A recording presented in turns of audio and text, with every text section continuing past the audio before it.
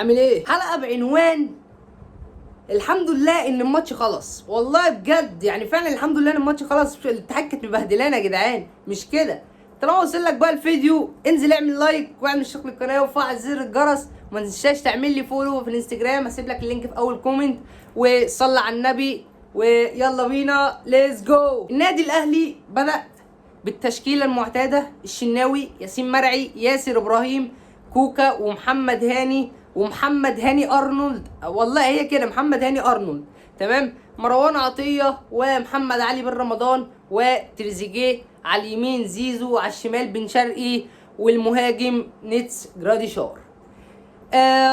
البدايه عكس ما كنت متخيل. انا قلت الاهلي هينزل ضاغط من اول دقيقه. انت بتلعب في استاد القاهره المفروض، تمام.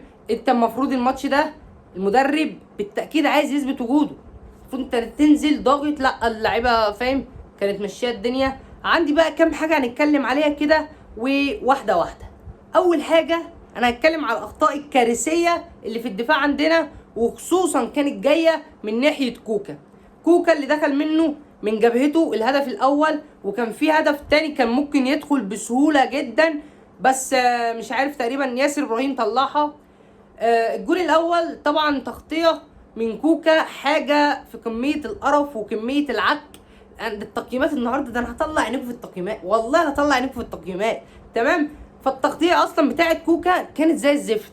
انت المفروض عملت تاكلينج على كوره انت مش واثق انك هتجيبها 100%. اللاعب كان مع حاله وجري، تمام، راح جاي يلعب العرضيه على طول اتلشك دخل الجول. الشناوي النهارده شايل جون من ضربه ركنيه من الاتحاد السكندري في الشوط الاول.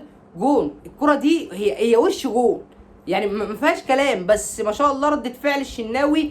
وانا يا جماعه عندي كلامي لازم شوبير يبدا، لازم شوبير ياخد الفرصه. يا جدعان شوبير 25 سنه، لو ما لعبش دلوقتي هيلعب امتى؟ ومش هيفضل هو شوبير مستني، هو مش هيفضل مستني. اول ما هيجي له عرض كويس بفلوس كويسه في اي مكان هيمشي. فلازم شوبير نديله فرصه. الشناوي على عيني وعلى راسي، اديت للاهلي كتير انا عارف، واحنا برضو مستحملينك يعني، وكتر خير الدنيا انك بتلعب لحد دلوقتي برضو.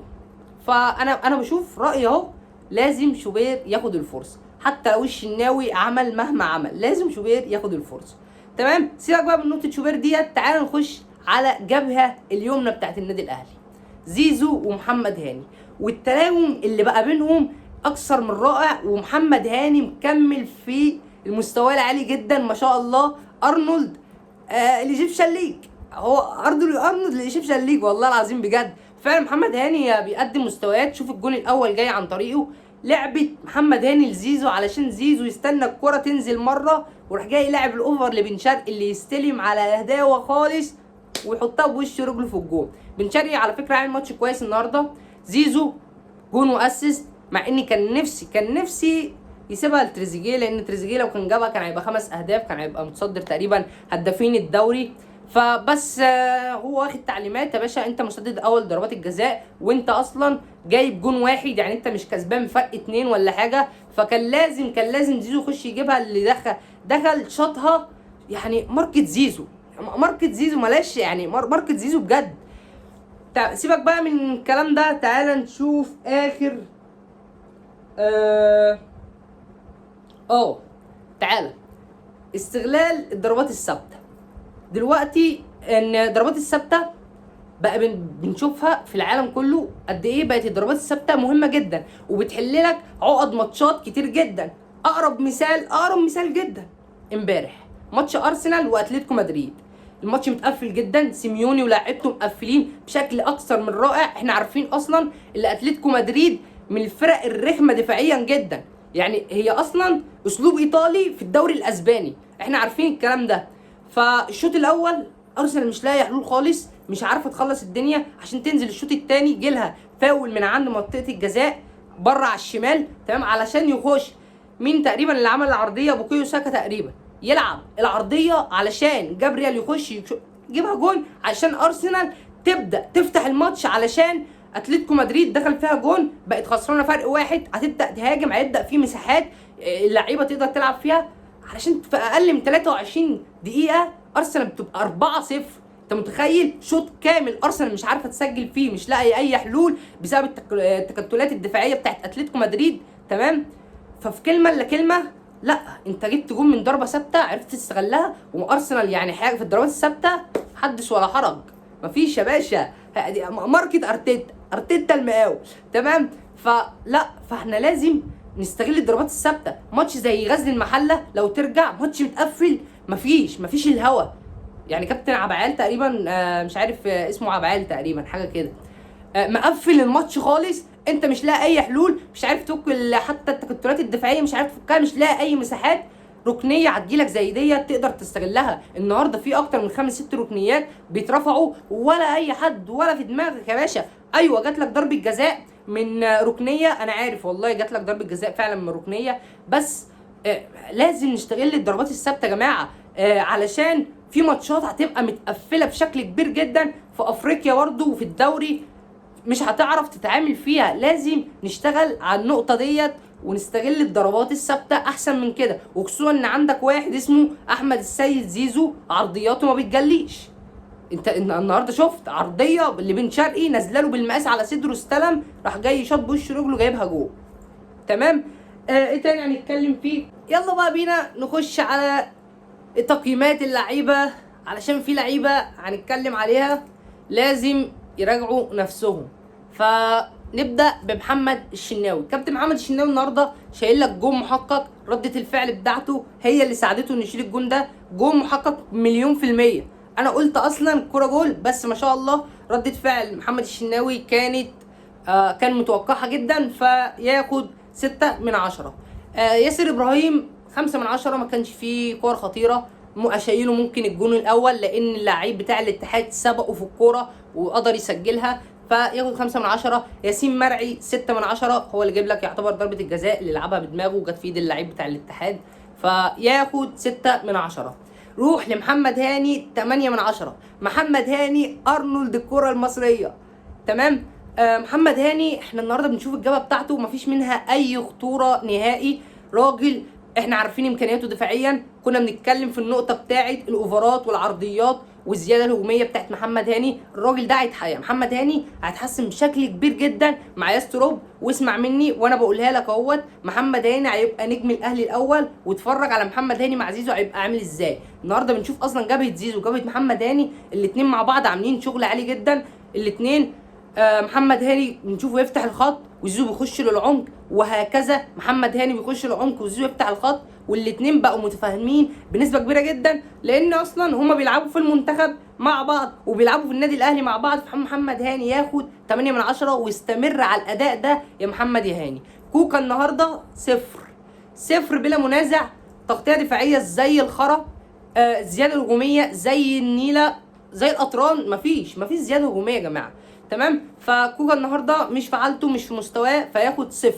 مروان عطيه 2/10، ما قدمش اداء النهارده، يمكن الراجل بيلعب لوحده بيغطي التغطيه الدفاعيه، مفيش حد بيغطي معاه. محمد علي بن رمضان لازم يرجع مع الراجل ده. النهارده الاتحاد كان مسيطر في نص ملعبك، كان ماسك كرة عليك وكان بيضربك في الهجمات العكسيه اللي بتتلعب عليك. ما كناش بنلاقي غير مروان عطيه بيحارب لوحده، فبرضه مش عايز اشيله الليله. فمروان عطيه 2/10.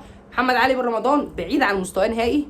محمد علي بن رمضان كاس عالم، هو ما جاش غير كاس عالم، فمحمد علي بن رمضان بعيد عن مستواه نهائي. محمد علي بن رمضان النهارده 0، مفيش اي حاجه. تمام. خش بقى على الهجوم. لا تريزيجيه، ده انا جاي لك يا تريزيجيه.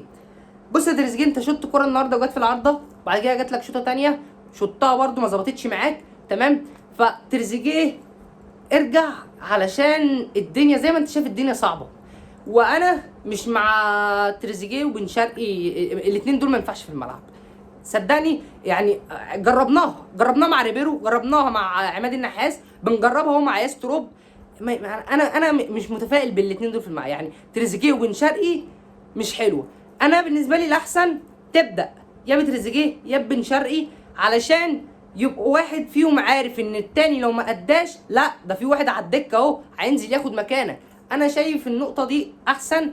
ومع عوده امام عاشور كده كده هنشوف فيهم واحد دكه، ده اوريدي. تمام. فتريزيجيه النهارده ما بعيد عن مستواه، شفناه في شوطين بتاع، بس ياخد 3/10. بن شرقي عمل ماتش كويس جدا ياخد 6/10، مع ان برضو الجون الاول ما كانش راجع فيه، ما كانش مغطي مع كوكا، ف بن شرقي ياخد 6/10. احمد السيد زيزو ياخد يعني 9/10.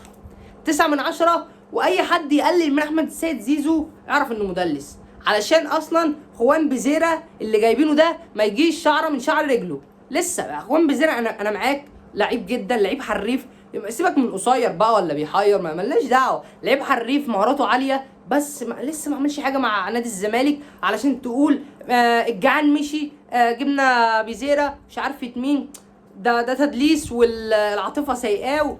فده سيبك منه، ده احنا ملناش دعوه بيه نهائي اساسا، فده ابعد عنه خالص. تمام. لكن احمد السيد زيزو لعيب عالي، انا معاك مش مهاري بس لعيب سريع جدا، لعيب بيقدر يشتغل على نفسه في حوار البدني ده كويس، عنده يعني التمرين ده اكل عيشه، فانا لازم اجتهد في اكل عيشي علشان ما اقعدش في بيتنا.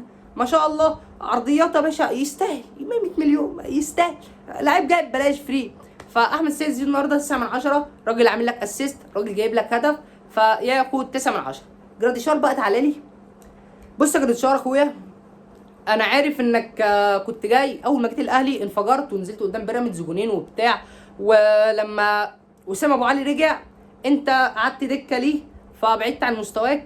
محمد شريف دلوقتي بقى مصاب، وانت دلوقتي بقيت راجل بتنزل تمام اساسي، امسك في الفرصه علشان انت اجنبي، ودي نقطه كبيره جدا. محمد شريف برضو ايا كان حتى لو مستواه وحش فهو مصري، فكده كده مش واخد مكان اجنبي، لكن انت اجنبي، الاهلي مش هيفضل صابر عليك كتير، فانت لازم الفرصه اللي تجيلك تمسك فيها.